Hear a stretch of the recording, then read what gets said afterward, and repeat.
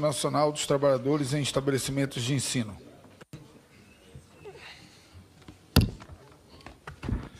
Bom dia, Marcelo Ramos. Queria dar um abraço do Aldanir, lá das Minas Gerais, seu companheiro de movimento estudantil, nas lutas aí do movimento estudantil.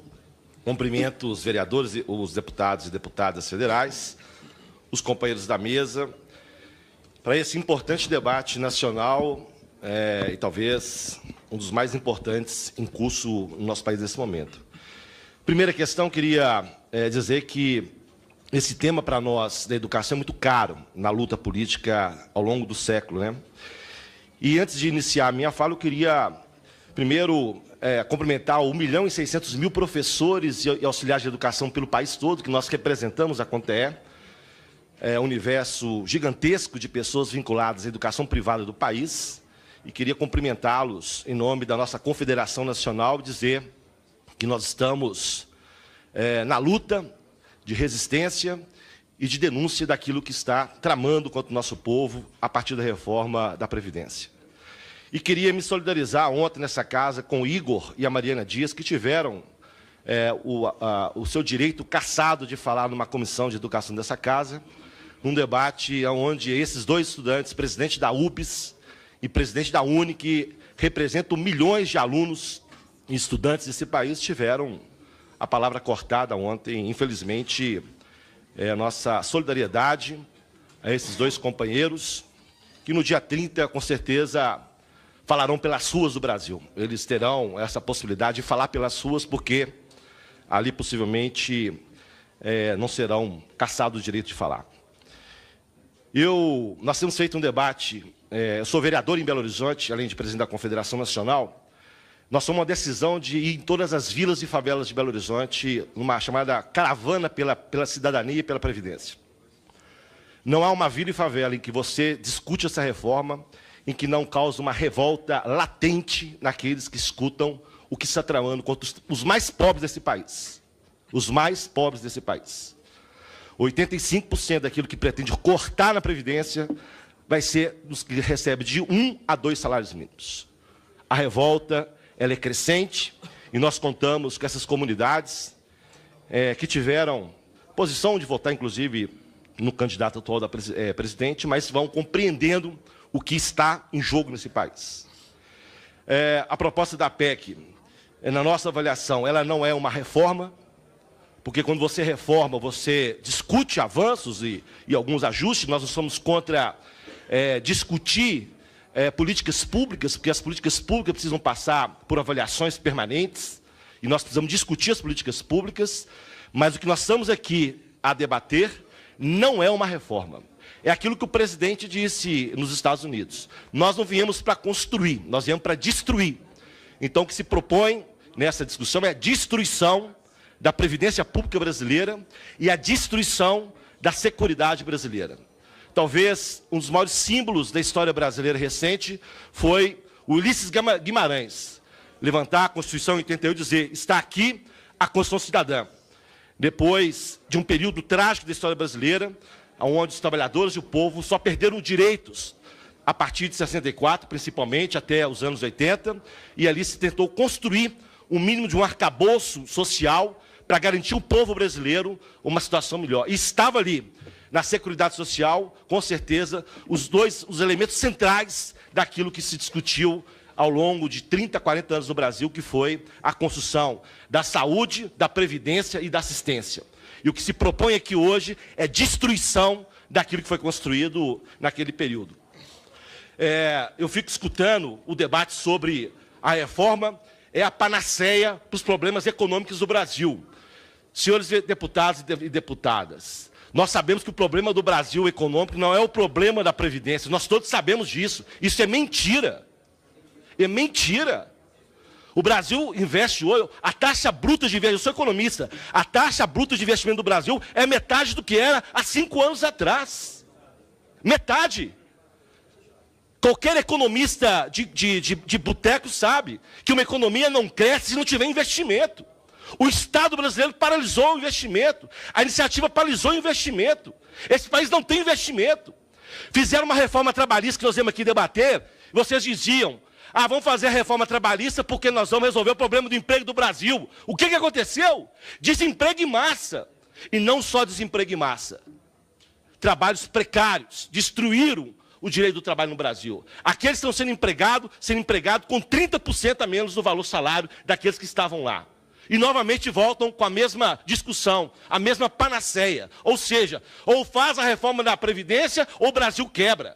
Ora, um país que diminui em torno de 9% o PIB dele, desde 2014 até agora, e aponta para o primeiro trimestre desse ano um PIB negativo, o que vocês querem? Se a receita não tem o mesmo parâmetro da despesa, se o país não cresce, se o país não desenvolve, aí diz, precisa de problema fiscal. Olha, o problema fiscal do Brasil, senhores e senhoras, só vem aprofundando os seus problemas, desde 2014 novamente. Nós chegamos a 32% do PIB, a dívida pública brasileira. Hoje extrapolou quase 90%. Então, o problema é o problema de tratar as questões que são reais aqui no nosso país. E não tratar de um assunto que talvez, na cabeça do mercado, porque o mercado se exige, quem ganha nessa reforma não são os trabalhadores, não é o povo, não é a sociedade, não são os trabalhadores rurais, urbanos, professores, nenhum desses ganham. Todos perdem. Perde os prefeitos, os mais de 4.500 prefeitos do interior, que não terão renda no final do mês para poder ser consumido no comércio dos seus municípios. Perde o Brasil todo. Quem ganha? Sistema financeiro. Esse vai nadar de braçada se essa reforma passar da forma que se apresenta aqui. Então, é o ganha-perde. Um ganha e a sociedade do Brasil perde. Portanto, nós achamos que é muito ruim tratar o assunto da reforma como elemento da revisão do nosso projeto de desenvolvimento, já que nós não temos nenhum projeto consistente colocado à disposição da sociedade brasileira, e nesse governo não se apresentou um único projeto para desenvolver a economia brasileira. Por que nós queremos, senhores e senhoras deputadas e deputados, discutir a questão da educação? Eu só fico impressionado. Quando começa a questão da campanha, todo mundo fala, a educação, precisa valorizar a educação, precisa resolver o problema dos professores, precisa resolver o problema da educação. Esse é o discurso na boca de 100% dos candidatos a deputado, a vereador, a senador, a discussão sobre a educação. E na hora que os senhores têm a condição de melhorar a qualidade, um mínimo de qualidade, porque a qualidade é precária no nosso país, a educação, o senhor sabe isso, né? Nós somos uma opressão penosa. Alguém já deu aula aqui nesse plenário? Já? O senhor sabe o que é ficar 2, 3 turnos numa sala de aula numa periferia desse país? O senhor sabe o que é ficar 2, 3 turnos numa escola privada desse país sob pressão dos pais alunos? O senhor sabe o que é trabalhar durante a semana toda e no final de semana ficar em casa, sábado e domingo corrigindo prova?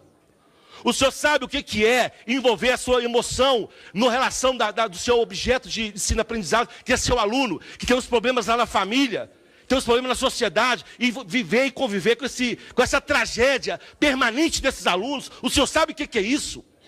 O senhor sabe como mexe com o emocional, com a vida dessas pessoas? O senhor tem dimensão disso? Como comporta essa relação entre professor e aluno nessa dimensão humana, que é a dimensão que nós construímos? É uma profissão penosa. Nós temos um alto índice de adoecimento, senhores deputados e deputadas. Nós temos pesquisa do Sindicato de Professores de Minas Gerais, e nós temos de vários sindicatos que eu gostaria que vocês pesquisassem. 87% dos professores da rede pública e privada estão adoecidos. Vários tipos de doenças cometidas com esses profissionais. Porque a relação de trabalho é uma ação dura. Não podemos desconsiderar isso. Uma profissão, senhores deputados e deputadas, de baixíssimo salário. A média salarial de um professor da rede privada no Brasil, do ensino fundamental, não passa de R$3.000 por mês. Baixíssimo salário e condições de trabalho. Nós temos um trabalho de tempo integral. Um trabalho que não é só feito dentro da escola, é feito na família, é feito na casa, na residência onde nós moramos e fora. Porque hoje, com o advento da tecnologia, nós somos agora associados ao WhatsApp, às redes de comunicação, trabalhamos full time, 24 horas a serviço da escola e a serviço do aluno. Essa é a nossa realidade, duríssima realidade dos professores e professoras desse país. Portanto, o que nós estamos discutindo aqui é que nós precisamos tratar essa profissão. os 4.500.000, 1.600.000, 6 milhões, sei lá, das universidades públicas, uns 7, 8 milhões de trabalhadores e brasileiros, que são colocados na marginalidade nesse país. Na marginalidade. E nós podemos aceitar essa situação. Para vocês terem ideia, o contrato, a reforma trabalhista, porque fala o seguinte, a reforma será feita exclusivamente com professores e professoras. Ora, o que aconteceu conosco na reforma trabalhista, não sei se vocês estão acompanhando isso também, trabalho intermitente. O professor vai dar 2, 3 aulas em cada escola, anda de escola em escola. Contrato de pejotização, que sequer paga a previdência. Não tem como comprovar, inclusive, que eles tiveram acesso, tiveram a sala de aula dando aula. A terceirização, criando formas de contratação que não é para educação. Esse professor não terá na sua carteira de trabalho como professor. Você não tratar de outra coisa qualquer, de menos de professor. Então, a reforma trabalhista que vocês disseram que resolveria o problema da educação, só precarizou. Só destruiu a relação de trabalho. E esses milhões de professores milhares não serão aposentados. Sabe por quê? Porque sequer será reconhecido no seu contrato de trabalho a relação de trabalho. É isso que está acontecendo lá na base agora. Essa é a realidade. E vão dizer que ele é professor. Ele trabalha durante 25 anos numa escola, 26 anos numa escola. Se ele é demitido com seus 60 anos de idade, que é o que propõe aqui, ele não conseguirá uma outra escola para dar aula, porque professor de educação básica, lá na educação infantil, no ensino fundamental, no ensino médio, possivelmente, depois de 50 anos, e acontece hoje, 92% das demissões dos professores da rede privada se dão depois de 50 anos de idade. São considerados velhos, pessoas que não têm condições de continuar a lidar com a educação infantil. Esse professor que ficou durante 25, 30, 28 anos na escola privada, vai ter que arrumar outra profissão e não terá o direito à aposentadoria especial dos professores, porque não terá como comprovar a condição de professor na rede. Portanto, é um conjunto de ataques. O professor da rede privada, senhores deputados e deputadas... Tempo, professor. Trabalho em média, eu vou concluir, trabalho em média 9 meses por ano ao longo da sua jornada, ou seja, ele perde 30% de sua vida desempregado. Isso projeta ainda mais 9 anos, não é 70 anos de idade. Vai ser com 76, 77, 80 anos de idade, que se propõe nessa casa uma aposentadoria do professor de educação fundamental e de educação básica. Eu concluo, senhor presidente, dizendo que eu teria um mundo de coisas para dizer. Lá nas nossas vilas e favelas de Belo Horizonte, nós temos 2 horas para conversar. Estamos conversando, mostrando para o povo brasileiro o que está acontecendo. Queria chamar um detalhe para os senhores deputados e deputadas. O que o governo apresenta como redução do custo, no caso dos professores e professoras do Brasil, é de 12 bilhões de reais. Do seu 1 trilhão e 200, aqueles números fantasmagóricos que estão apresentando. É menos de 1% daquilo que se propõe retirar dos professores. Eu pergunto às vossas excelências, vale a pena retirar dos professores e professoras desse país um valor tão miserável, de uma categoria tão miserável, que tenta buscar o seu reconhecimento ainda na sociedade brasileira? Merece essa atitude dessa Câmara dos Deputados? Eu penso que não. Portanto, pensem, porque a nossa aposentadoria especial não é porque nós temos privilégios. Nós não somos privilegiados. Aliás, nós sabemos quem são os privilegiados que o governo aponta. Nós somos trabalhadores que durante toda a sua vida desenvolve uma profissão de forma digna para formar uma sociedade. Portanto, tratem com carinho a profissão de professores e professoras desse país, porque não será dessa forma que nós vamos construir uma nação diferente, destruindo quem ensina o nosso povo, a nossa sociedade, os mais pobres desse país. Tenham juízo nesse processo de discussão. Muito obrigado.